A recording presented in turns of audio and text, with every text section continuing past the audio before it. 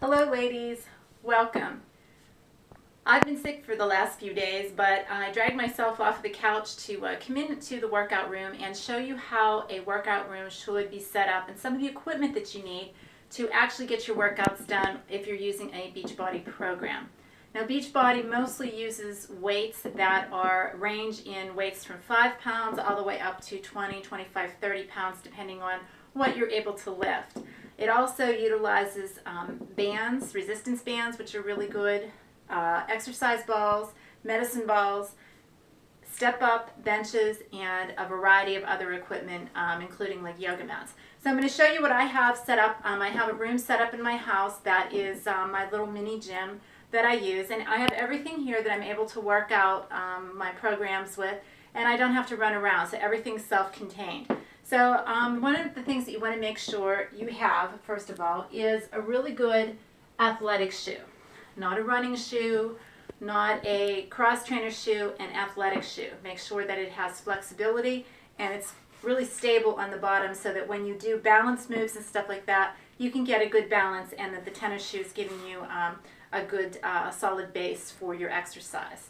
Make sure that it's comfortable as well. All right, we're going to move to resistance bands. These are my resistance bands. I have them in red, black, green, and purple. Each color represents a different resistance on the band that translates to a weight that you're lifting. Resistance bands give you a really good workout, and they provide a different resistance than free weights do. A lot of the exercises that I do in the hammer chisel warm-ups are done with these, and I know in 21 Day Fix Extreme they use the resistance bands for Pilates. Pilates, which works really well. Sorry, I told you I've been sick. So, alright, so what you want to do is make sure that you purchase a good band. They do have them at Beachbody website or a number of athletic places that sell fitness equipment, G&G if you live in Monroeville. And you want to make sure that it's got a good resistance, and you want to make sure that you are able to use it. If you do this and you can't pull it, it's too strong. Make sure that it has handles so that you can take the handles and wrap them so that when you're using the resistance band and you're trying to do things with it, that it works and it has a nice resistance to it. Be careful with resistance bands. If they snap, you can get a severe injury. I did break a tooth on one, and I've seen some other injuries with that. So be very cautious when you use these and make sure that you are safe when you're using your equipment. And if the equipment wears out on the resistance band, please replace it. Okay, so we talked about resistance bands. One of the other things that you want to do is have a lovely yoga mat. Yoga is one of the best cross trains.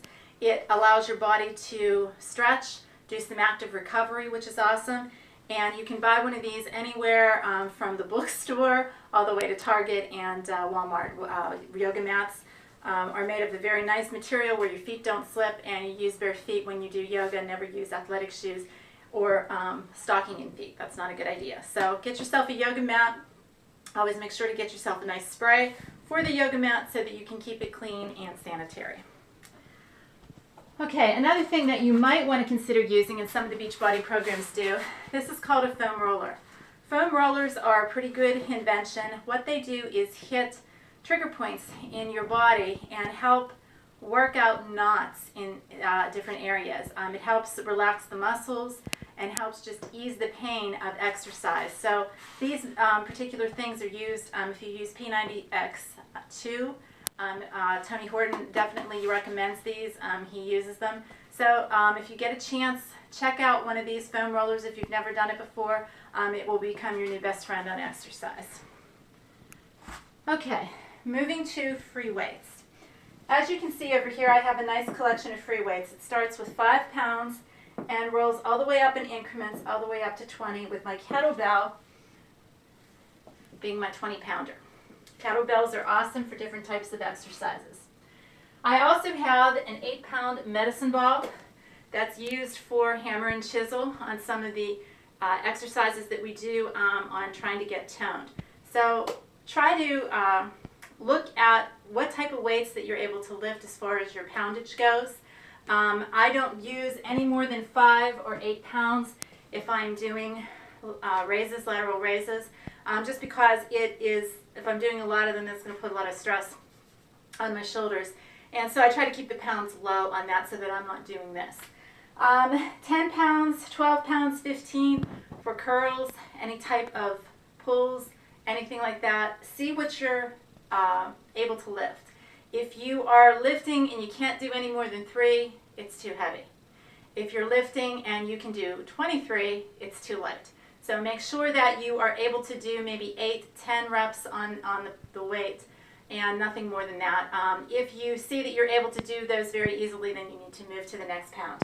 So they sell them by weight. You can get them in any athletic store, and free weights are a great thing to have. It's nice to have a nice little collection of them so that you have the free weights available and you can use them. Okay, the other things that I need to tell you about. Over here are my handy dandy push-up stands. These are a godsend when it comes to push-ups. Whether you're going to do the easier push-ups, which are on the knees, which is not a bad thing to do. There are times when my wrist hurts and I absolutely have to drop to my knees because my wrist just can't take the pressure. Or you can do traditional push-ups in the plank position. But these help take the pressure off of your wrist. So when you go down on them, they hold steady to the ground, give you a little bit more room to negotiate when you're doing the push-ups, and give you a little bit more stability. So if you get a chance, invest in some push-up bars or brackets or stands, whatever they call them. Again, they sell those in the stores. You can find them in Target or any type of fitness place, and it's a good thing to have. Another thing that I use quite a lot of is my handy dandy stability ball. These are very nice. You can get these at Dick's Sporting Goods. Make sure they're of high quality. You need an air pump to blow them up. But once you do, the stability ball really adds and kicks up your exercise. If you're weightlifting, if you're doing any type of push-up, adding this to your regimen really, really helps, because it takes the twitch muscles and starts to help you engage those to stay still on the ball as you're doing your particular exercise. Again, this is a good thing to have in your arsenal with your home gym. Also, make sure that you have some type of flooring. If you have a wood floor, that's good. Carpeting is fine. It will give you some cushioning when you're doing jumping or you're kneeling on the floor. My husband and I have added this rubber kind of based padding so that when we do things that are balancing moves and stuff like that, that we can balance very easily on this, and that we get a good solid grip. So it's nice to have. Another thing that I have mirrors over here. The mirrors help me see my position.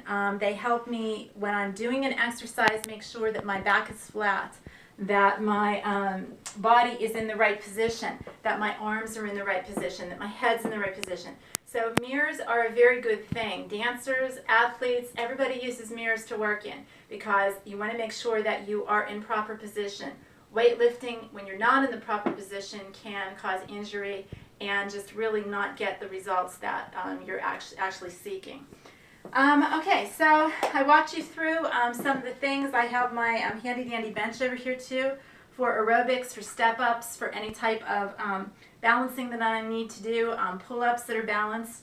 So you might want to get yourself a bench. Again, they have these in a lot of the stores for fitness. You can get them. They can stack. Mine stacks for different levels so that I can do different heights on it. Okay, so that is it. You see my television ready to go with my hammer and chisel. And I have workout sheets here. Always keep track of how many reps you're doing and the pounds that you're using.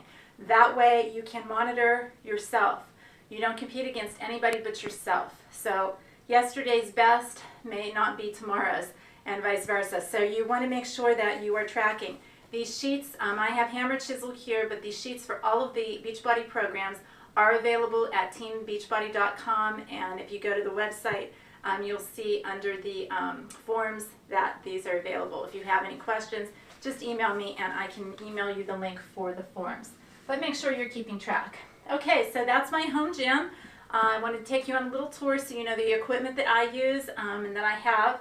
And hopefully you'll be able to start your own home gym and make it your own personal place where you can take time out for yourself to make sure that you're exercising and hitting that play in the morning or afternoon so that you can keep yourself in shape. Remember, ladies, the body and the shape of a body begins in the kitchen.